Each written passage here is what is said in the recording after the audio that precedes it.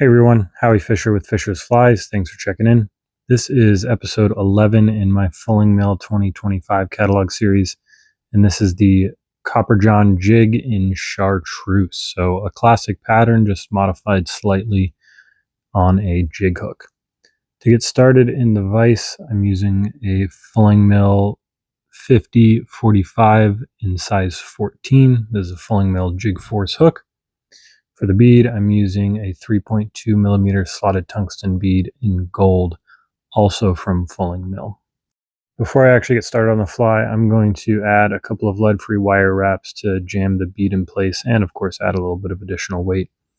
On this style of jig fly, I also like to add a little bit of wire because I think it builds up the thorax of the fly a little bit. If you don't do this, it's not the end of the world, but it helps finishing the fly.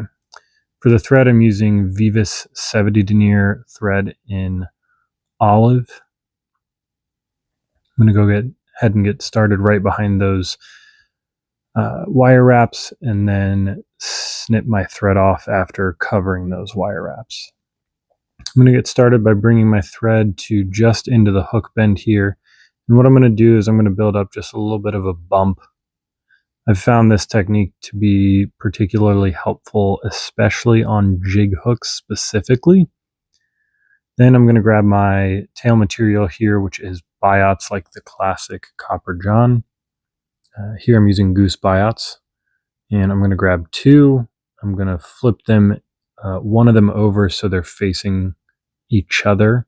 So if you look at a Goose Biot, they naturally curve one direction. I'm making them face each other so that they naturally curve away from one another. I'm going to take my Goose Biots and get them situated on the hook so that they are facing backwards. I like to do it on either side of the hook, and this is probably the most difficult part of this fly, getting these tails to sit just right. You can sit here playing with them all day, but at the end of the day, if they look good, I don't think the fish is going to care. For the wire here, I'm using Chartreuse Ultra Wire in Brassie. I like to tie this in right behind the wire wraps. You can kind of see on this fly a little bit, there's a little bit of a shelf from where the wire drops off. So that's why I like to tie this in pretty much right where that shelf is, if you will.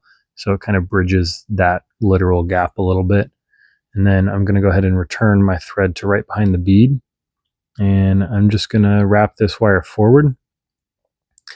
This part of the fly does not have to be perfect. And as a matter of fact, I think slightly messier versions of this fly in how the wire is wrapped perform better.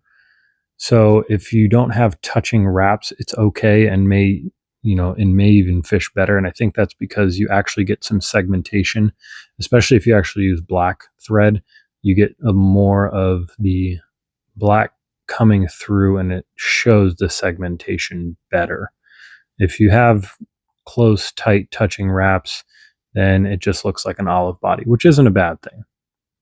For the first part of the wing case, I'm using Mirage Tinsel in Opal medium.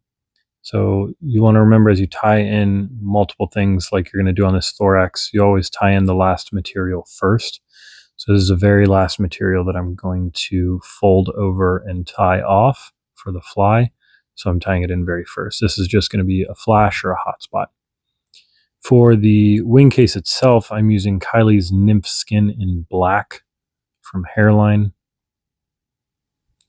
You could also use a number of other similar materials. Fulling Mill makes some great material as well.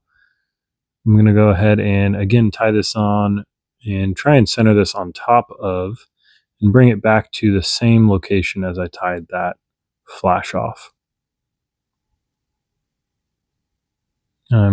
Once I've done that, I'm going to grab my body, which traditionally is Peacock curl, but here I'm using Tactical Peacock Flash Dub in dark olive UV from Fulling Mill. This is a really cool new dubbing material that they've come out with, and I think they nailed it, especially in this dark olive color.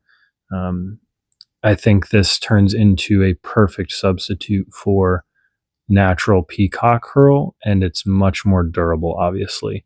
So this is my first time tying with it. I wanted to give it a try, and I really, really like how it dubs, how it looks. And like I said, I think once you've got everything on there, it looks exactly like the natural thing. For the feather or legs, I'm using Partridge from Nature's Spirit. These are just individual feathers.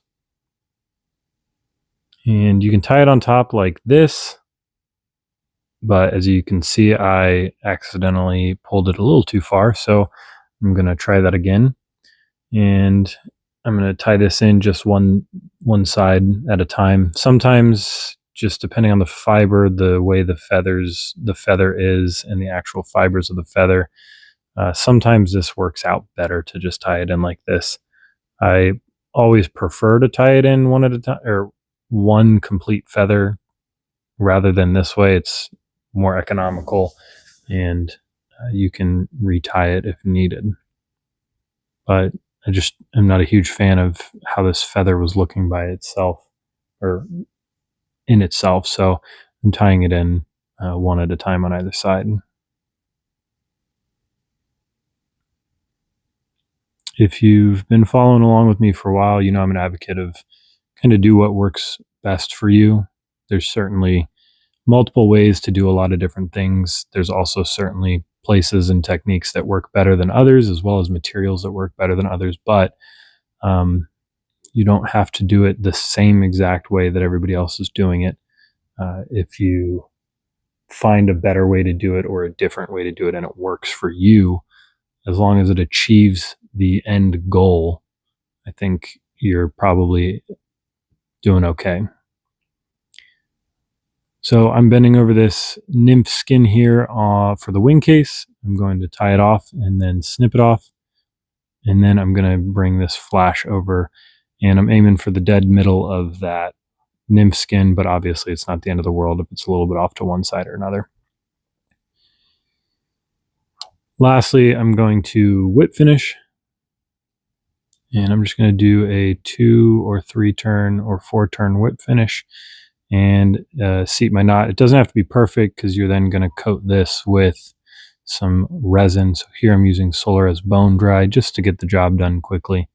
If you're a little OCD and want it to look a little nicer and, be perfect, use the thin or medium viscosity. But in tying up a bunch of these, I'm just trying to get it done, make sure it's durable. So here you have it. This is the Jig Copper John. Thanks for checking in. Tie 'em up, fish 'em. Let me know what you think.